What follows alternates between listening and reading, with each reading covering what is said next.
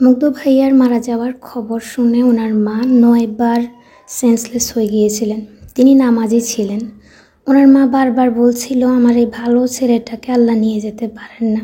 আল্লাহ নিশ্চয়ই এত নির্দয় নয়। আসসালামু আলাইকুম, ওয়েলকাম টু আফরোজ ওয়ার্ল্ড। নায়ক, গায়ক, ফুটবলার অথবা সেলিব্রিটিদেরকে নিয়ে আমরা কত না পর্যালোচনা করি, কত হাইলাইট করি, আর তাদের সম্পর্কে জানতে জানতে তাদের কত ভক্ত তৈরি হয়।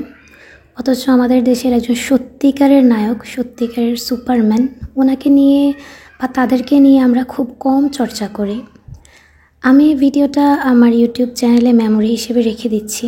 সাথে ওনার সম্পর্কে অনেক অজানা তথ্য বা অনেক অজানা ট্যালেন্ট ওনার, যেটা আজকে আপনাদের সাথে শেয়ার করব, যেগুলো শুনলে আপনাদের বুকের ভেতরটা ভার হয়ে আসবে, মনটা, এই পৃথিবীর রঙটা বিবর্ণ লাগবে, ফ্যাকাশে লাগবে। মুগ্ধ ভাইয়ার সম্পূর্ণ নাম মীর মাহফুজুর রহমান মুগ্ধ।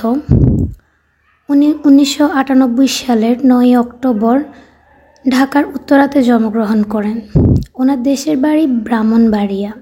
উত্তরার ইসলামিক এডুকেশন সোসাইটি থেকে প্রাথমিক পড়াশোনা শেষ করে উত্তরা হাই স্কুল অ্যান্ড কলেজে উনি মাধ্যমিক অ্যান্ড উচ্চ মাধ্যমিক শেষ করেন। তারপর বাংলাদেশের প্রথম সারির খুলনা ইউনিভার্সিটি থেকে উনি ম্যাথমেটিক্সে অনার্স শেষ করেন। তারপর উনি MBA করার জন্য BUP-তে ভর্তি হন। পাশাপাশি উনি IELTS করছিলেন। ওনার স্বপ্ন ছিল বিদেশ গিয়ে উচ্চশিক্ষা নেওয়ার, যেটা এখন মাটির সাথে মিশে গিয়েছে। এছাড়া উনি বাংলাদেশ স্কাউটের সদস্য ছিলেন প্রায় 10 বছর থেকে, সম্ভবত, অথবা এর থেকে একটু কম হতে পারে। স্কাউটের ইউনিট লিডার ছিলেন উনি, যেটার জন্য উনি স্কাউট সার্ভিস থেকে ন্যাশনাল অ্যাওয়ার্ডও পেয়েছিলেন।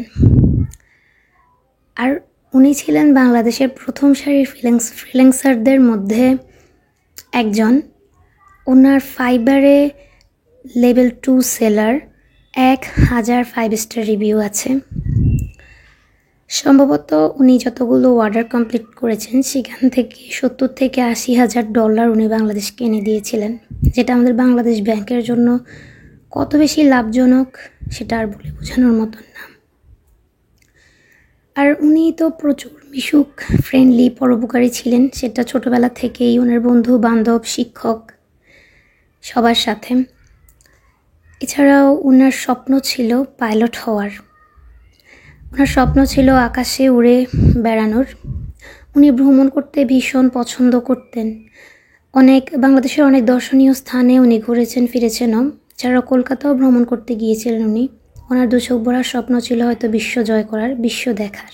হাসি খুশি, মুক্ত মনা, প্রাণোচ্ছল মানুষ ছিলেন। যেখানেই কোনো আহত মানুষ দেখতেন উনি দৌড়ে যেতেন সাহায্য করার জন্য। বনানীতে আগুন লেগেছে, আরও উনি আর স্নিগ্ধ ভাইয়া নাকি ফায়ার সার্ভিসওয়ালাদের সাথে সাহায্য করতে গিয়েছিল। এছাড়াও 2018 কোটা আন্দোলনের সময়ও উনি এবং স্নিগ্ধ ভাইয়া পানি আর বিস্কিট বিতরণ করেছিলেন এভাবেই ছাত্রদের মাঝে। আর উনি অনেক নামাজিও ছিলেন। উনি যখন মারা যান তখন ওনার বাবা মা ছিল ঢাকার বাইরে। তো উনি যখন মারা যান তখন সাথে সাথে ওরা খবর পায়নি। পরদিন যখন ওনার আম্মা ওনার মৃত্যুর খবর পান, প্রথমে ভেবেছিলেন হয়তো হাসপাতালে চিকিৎসাধীন আছেন। তো ওনার আম্মা বলেছিলেন, আমার ছেলেটা নামাজি, আমার এত ভালো ছেলেকে আল্লাহ নিয়ে যেতে পারে না, আল্লাহ এত নির্দয় নয়। যাই হোক, আমাদের দেশরত্ন, আমাদের দেশপ্রেমিক, মানবতার ফেরিওয়ালা, ওনার স্থান হওয়া উচিত ছিল আমাদের দেশের সর্বোচ্চ স্তরে। অথচ আমার দেশ ওনাকে উপহার দিয়েছে বুলেট, ওনাকে স্থান দিয়েছে মাটির নিচে। ওনার মিষ্টি হাসি, দুচোখ ভরা পৃথিবী জয় করার স্বপ্ন, বাঁচার স্বপ্ন, সব কিছুই নিমিষে ধূলিসাৎ হয়ে গেছে। আসলে ওনার মৃত্যুটা কেউই মেনে নিতে পারছে না। আমাদের সাধারণ জনগণ যারা আমরা কখনো ওনাকে চিনি না, জানি না, অথবা আমরা অনেকেই যখনই ওনার কথা আমি বলতে যাই তখনই গিয়ে আমার গলা ধরে আসে।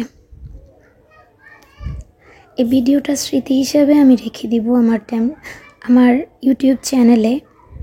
কোনো একটা সময় সব কিছু যখন ঠিক হয়ে যাবে, ওনাদের এই ত্যাগের কথা সবার মনে থাকবে কিনা আমি জানি না, তবে আমি যেন না ভুলি কখনো, এজন্যই রেখে দেব।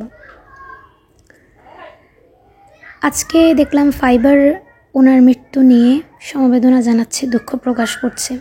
উনি ঠিক কোন পর্যায়ে গিয়েছে সেটা আর বলে বোঝানোর মতন নয়। যাই হোক, সবাই ভালো থাকবেন, সুস্থ থাকবেন, আর বেশি বেশি করে দোয়া করবেন আমাদের শহীদ ভাইদের জন্য, আর যারা আন্দোলনরত ছাত্র আছেন, ভাই বোন আছেন, তাদের জন্য। আজকের জন্য এখানেই বিদায় নিচ্ছি। আল্লাহ হাফিজ।